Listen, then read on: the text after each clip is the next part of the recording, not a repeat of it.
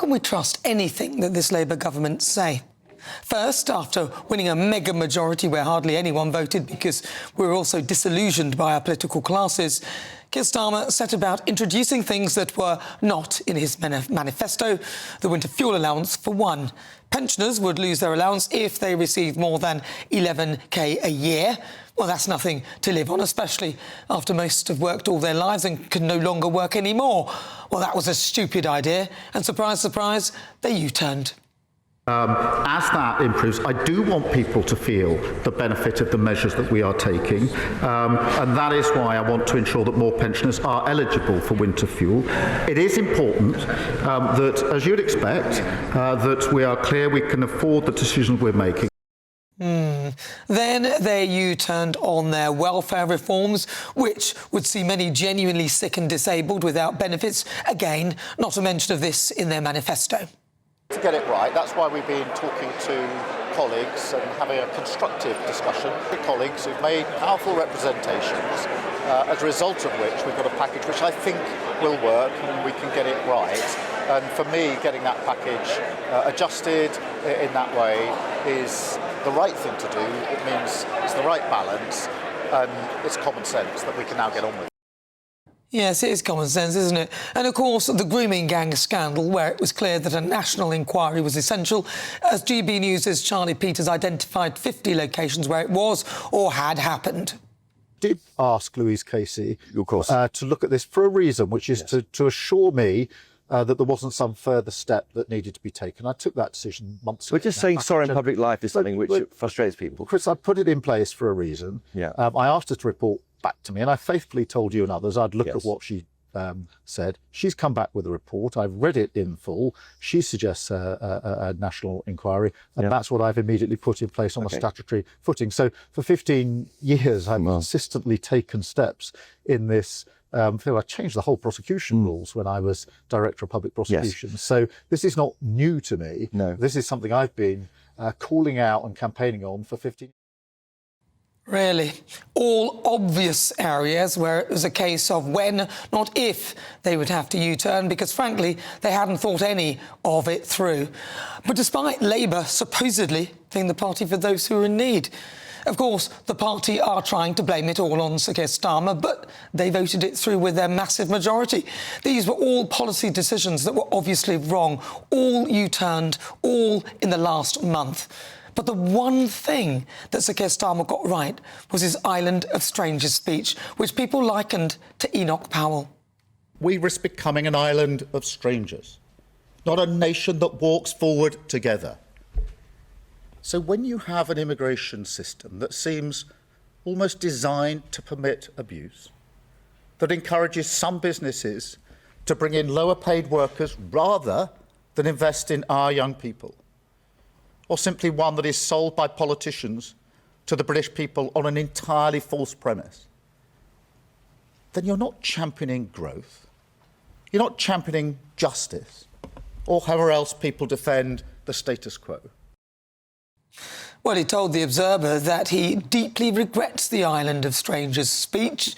He also mentioned that neither he or his speechwriters knew anything about the link with Enoch Powell in terms of Enoch Powell using the word strangers, which would suggest to me that perhaps he didn't read the speech beforehand, and he certainly didn't write it. Perhaps, as many suspect, Keir is trying to take the Reform vote. He seems to be obsessed with Nigel Farage. Only this morning in a speech he couldn't help but mention him again. There are those who are firmly stuck in the past. Take Farage. When you ask him about Clapton, he thinks it's running in the 210 at Ascot. A wolf in Wall Street clothing.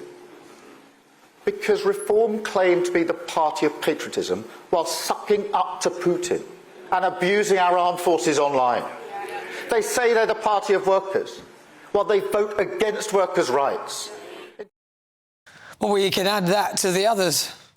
And I'm speaking out today in relation to Nigel Farage. Nigel Farage. Nigel Farage. Nigel Farage. Farage. Nigel Farage. Nigel Farage. Nigel Farage. Nigel Farage. Nigel Farage. Nigel Farage. Nigel Farage. Nigel Farage. Nigel Farage. Nigel Farage. Nigel Farage. Seriously, is it any wonder that the country is losing confidence in Sir Keir Starmer's incompetent leadership? They haven't even been in for a year.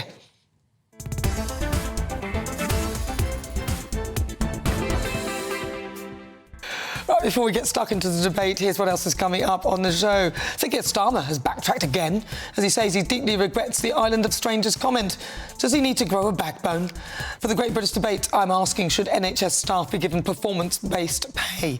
Hospitals could see their funding directly tied to patient satisfaction under a new plan set to be unveiled for the NHS.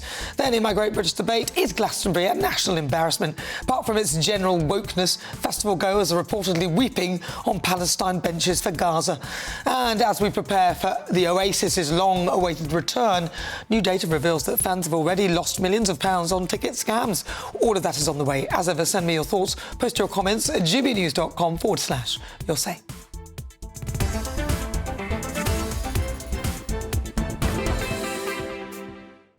Well, joining me now, political commentator and broadcaster Fahima Mohammed, and she's in the studio.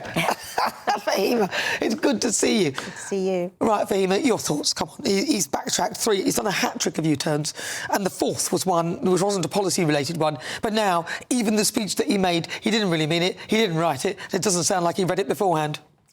I think everyone U-turns when it comes to politics. It's nothing that is imaginable, to be honest. Within a year, though. It doesn't matter. Look at reform. Nigel Farage himself U-turn on smoking ban. Even being, standing for MP, we've got, Rishi Sunak U-turn on green policies and tax cuts. We've got Boris Johnson with lockdowns and with pressure from Marcus Rashfield as well when it comes to meals. And Liz Truss, famous U-turn on almost the entire economic policy in 2022.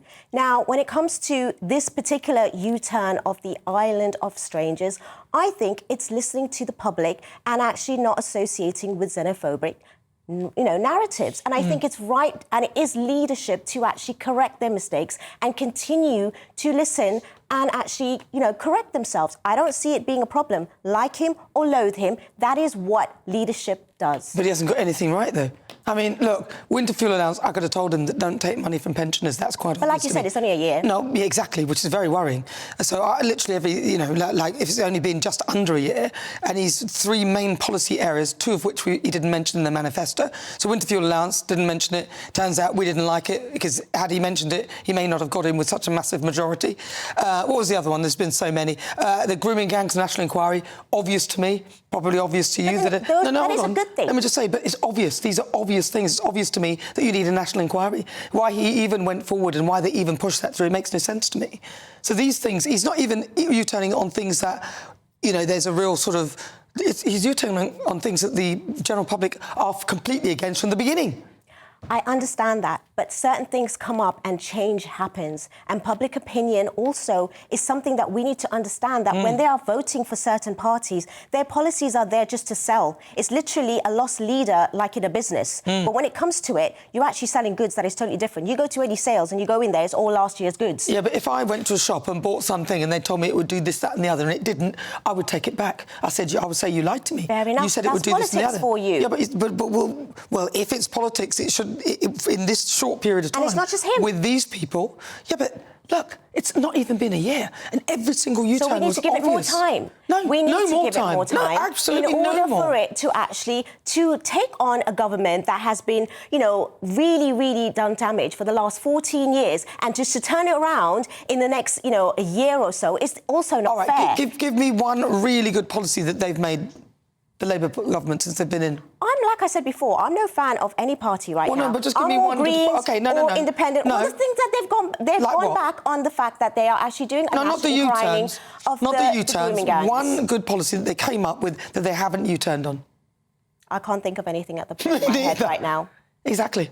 And that's not good, because literally everything they've come up with, they've gone backwards. But like I said, you can say that with everyone, even with certain policies. You can't. Yes, you can. No. You can. Absolutely. No. Every single one has always been a negative, a right or a left for every single party. It's always been where they promote certain things at the beginning, and in the end, it does not relay in everyday lives. And most people that I see that are politicians, they do not actually speak for everyday people. No, that's true. Not even Nigel Farage, to be honest. He might be likeable as a character, but at the end end of the day, even his policies don't relate to the working class. And that's also another issue that we need to raise, which we're not talking about. Okay, so welfare reforms, taking money off people who are disabled, claiming PIP. I mean, that's, you know, I agree that there are some people, especially young people, in the mental health explosion of people all claiming sick because they've got mental health issues, which is difficult to challenge, really.